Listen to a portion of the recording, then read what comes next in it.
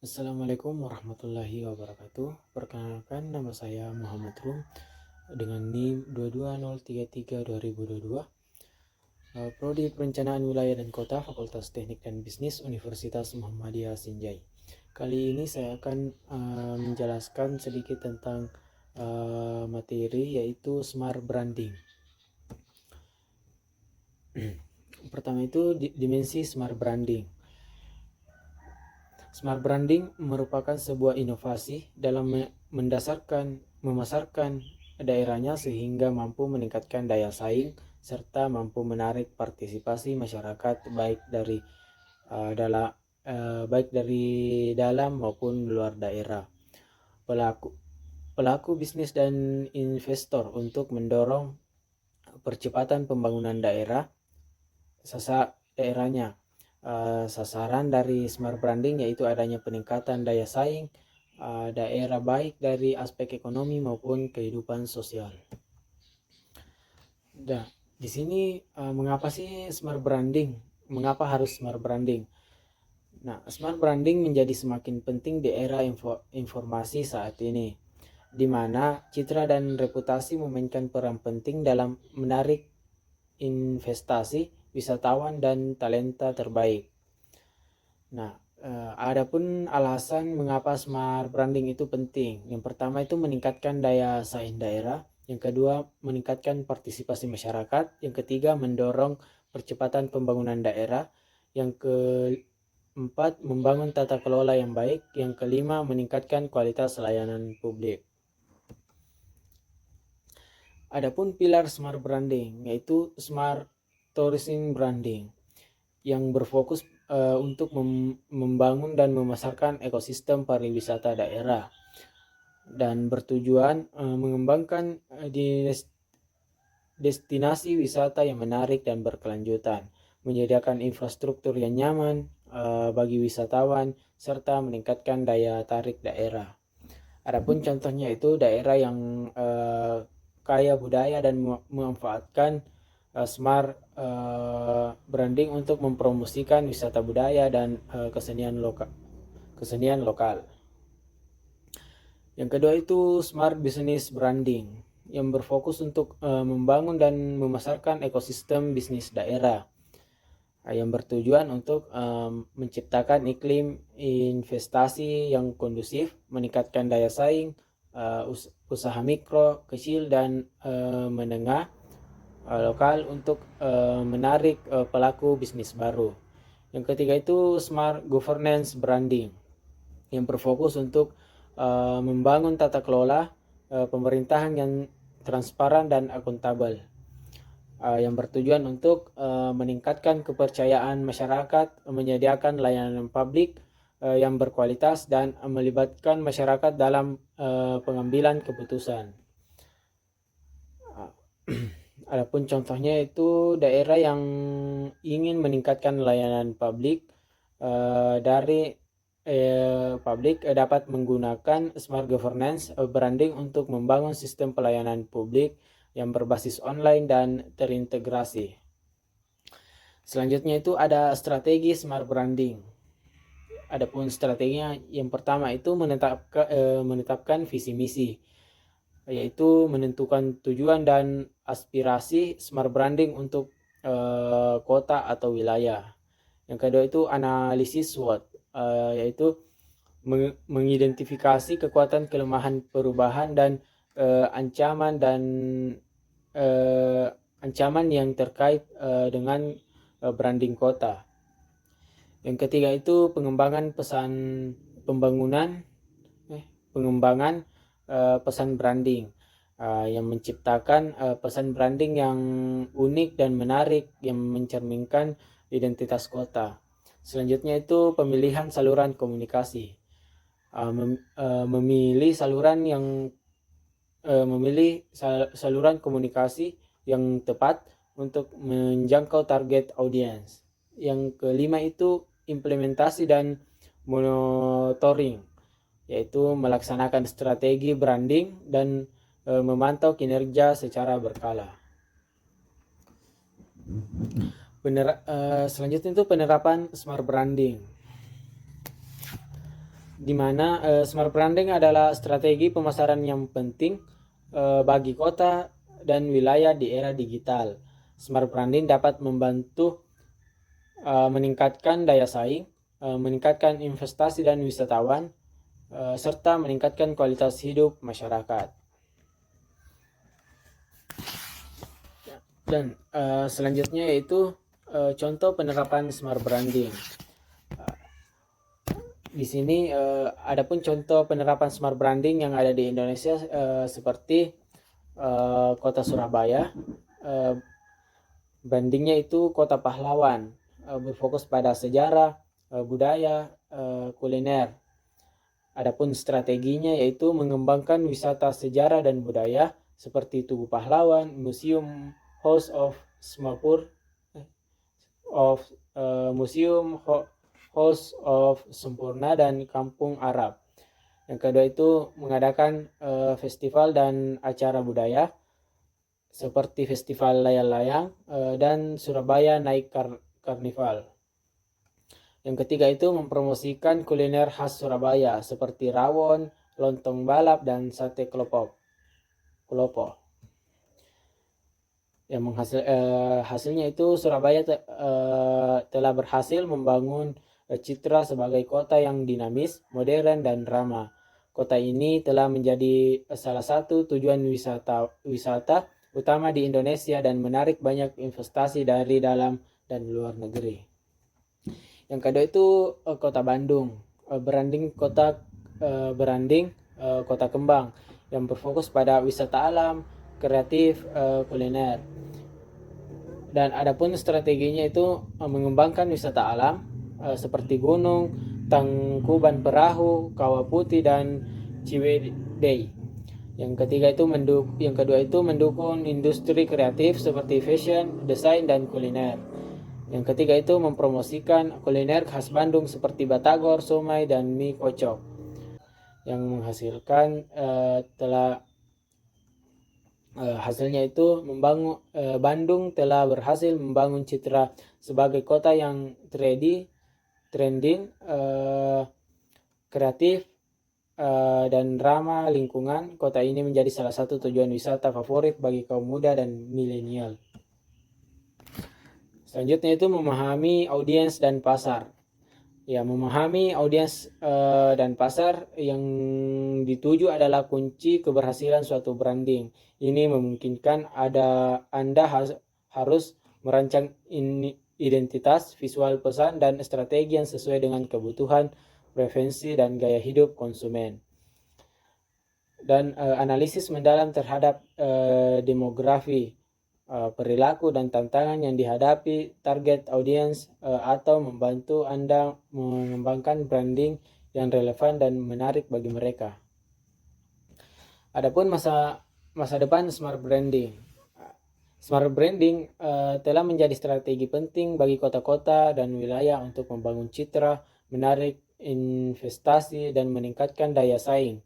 Di masa depan, smart branding diprediksi akan terus berkembang dan beradaptasi dengan berbagai tren dan tantangan baru. Seperti yang pertama itu personalisasi dan interaksi yang semakin kuat. Yang kedua, fokus pada consumer experience. Yang ketiga, mengatasi tantangan global. Yang keempat, integrasi dan teknologi baru. Yang kelima itu pengukuran dan evaluasi yang lebih baik. Adapun tantangan dan peluang smart branding. Yang pertama itu tantangannya itu persaingan yang ketat antar kota atau wilayah. Yang kedua, perkembangan teknologi yang pesat. Yang ketiga, keterbatasan sumber daya. Yang keempat, kurangnya koordinasi antar pemangku kepentingan. Adapun peluangnya itu pemanfaatan teknologi untuk meningkatkan efektivitas branding, jangkauan publik yang lebih luas, meningkatkan citra dan reputasi kota atau wilayah, menarik investasi dan wisatawan. Adapun implementasi smart branding, yang pertama itu identifikasi masalah, yang kedua definisi identitas merek, yang ketiga pengembangan pesan merek, yang keempat desain visual merek, yang kelima strategi digital, yang keenam konten yang menarik, yang ketujuh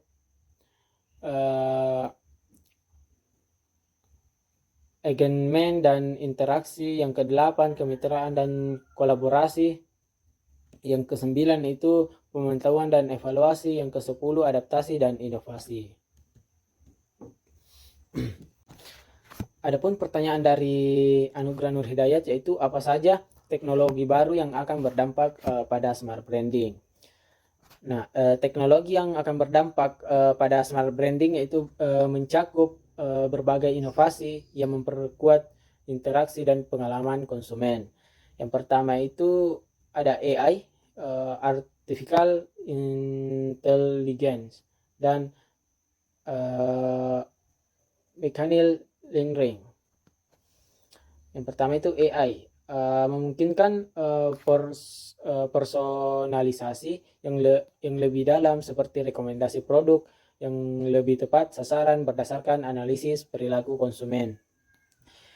Yang kedua itu chatbot, yang semakin cerdas untuk layanan pelanggan yang responsif. Yang kedua itu Internet of Things atau biasa sering disebut IoT. Di sini ada produk yang terhubung dapat mengumpulkan data penggunaan secara real time, yang kemudian dapat digunakan untuk memperbaiki produk dan pengalaman pengguna. Yang kedua itu ada augmented reality dan virtual reality. Teknologi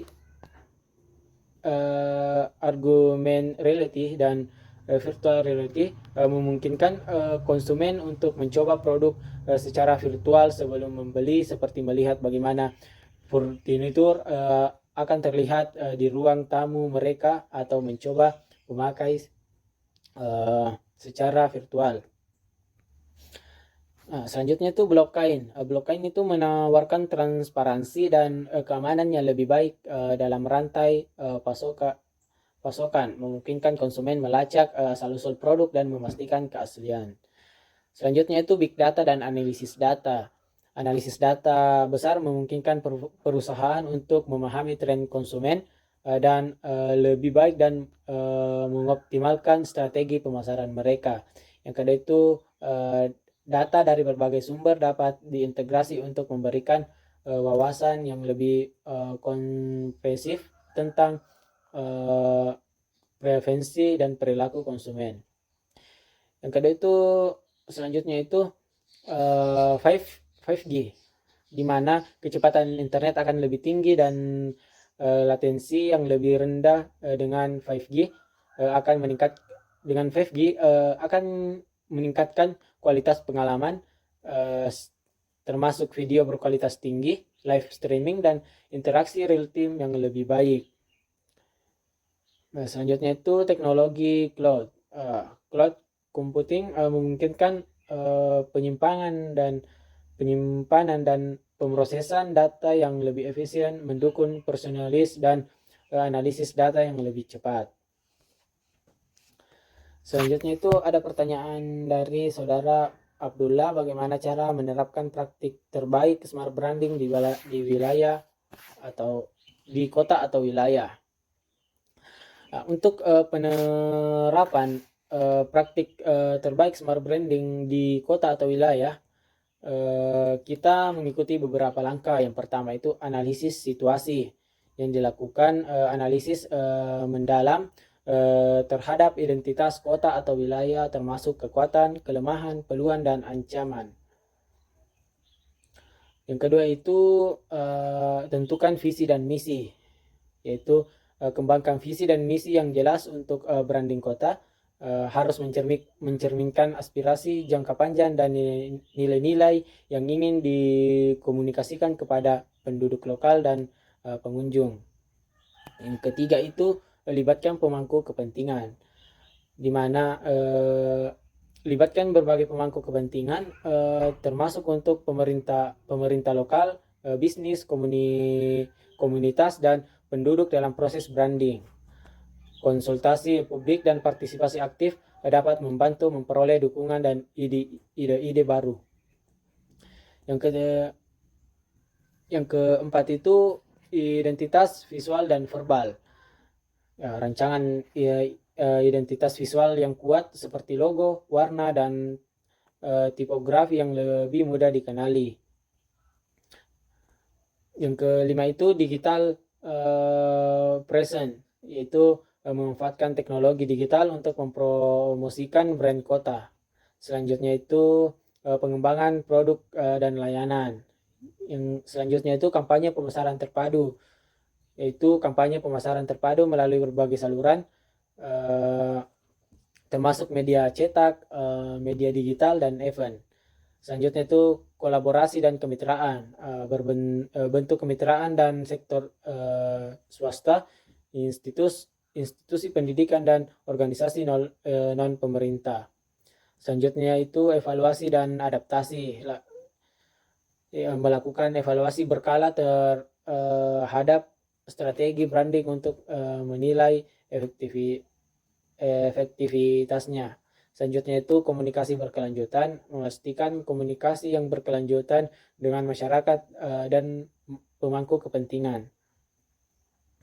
Nah, langkah-langkah ini kota atau wilayah dapat membangun dan memelihara brand yang kuat dan positif yang dapat meningkatkan daya tarik wisata, investasi, dan kualitas hidup bagi penduduk lokal.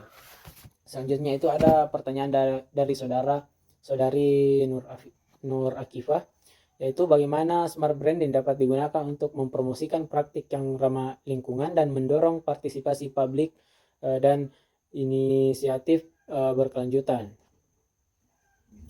Nah, smart branding dapat menjadi alat yang efektif dalam mempromosikan praktik yang ramah lingkungan dan mendorong partisipasi publik dalam inisiatif berkelanjutan melalui strategi. Yang pertama itu penciptaan identitas merek yang berkelanjutan. Yang kedua itu komunikasi yang transparan dan otentik. Yaitu konsumen cenderung lebih mempercayai merek yang transparan tentang praktik ramah lingkungan mereka. Selanjutnya itu yang ketiga itu kampanye edukasi. Yang keempat kolaborasi dengan influencer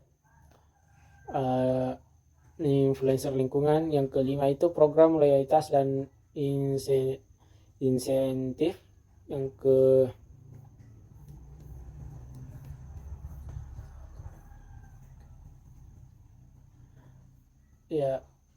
keenam itu penggunaan teknologi digital. Yang ketujuh itu pelaporan dan sertifikasi. Yang kedelapan itu pengalaman produk dan kemasan ramah lingkungan. Strategi ini smart branding dapat menjadi kekuatan pendorong untuk perubahan positif, meningkatkan kesadaran lingkungan, dan mengajak lebih banyak orang untuk berpartisipasi dalam inisiatif berkelanjutan. Adapun pertanyaan dari Kamarudin, bagaimana cara memanfaatkan peluang tersebut untuk memajukan kota atau wilayah? Memanfaatkan peluang atau memajukan kota atau wilayah memerlukan perencanaan yang strategi dan kolaborasi antara sebagai pihak. Yang pertama itu analisis dan identifikasi peluang. Yang kedua itu pembangunan infrastruktur. Yang ketiga itu pengembangan sumber daya manusia.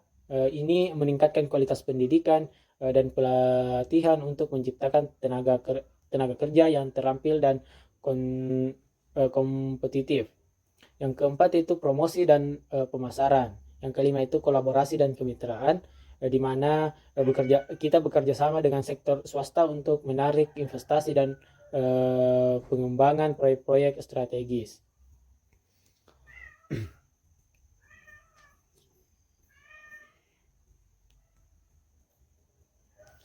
Yang keenam itu inovasi dan teknologi. Yang ketujuh itu perencanaan tata ruang yang berkelanjutan, yaitu merencanakan tata kelola merencanakan tata kota yang ramah lingkungan dan berkelanjutan untuk memastikan kualitas hidup yang tinggi penduduk. Yang ketujuh itu pemberdayaan komunitas lokal. Itu melibatkan masyarakat dalam proses perencanaan dan melaksanakan proyek-proyek pembangunan. Adapun pertanyaan dari saudari Astrid itu bagaimana cara partisipasi dengan perkembangan teknologi yang pesat dalam smart branding. Partisipasi dalam perkembangan teknologi yang pesat dalam smart branding memerlukan strategi yang dinamis dan inovatif. Yang pertama itu pembaruan berkelanjutan, di mana kita selalu mengikuti perkembangan terbaru dalam teknologi dan tren pasar. Yang kedua itu menggunakan data dan analitik, yaitu memanfaatkan analitik dan data untuk memahami perilaku konsumen dan tren pasar. Yang ketiga itu menerapkan teknologi AI dan machine learning, itu menggunakan AI untuk personalisasi konten dan kampanye pemasaran. Yang keempat itu mengoptimalkan penggunaan media sosial. Mungkin itu saja pemaparan materi tentang smart branding. Apabila ada kesalahan mohon dimaafkan. Billahi fisabilillah, fastabiqul khairat. Assalamualaikum warahmatullahi wabarakatuh.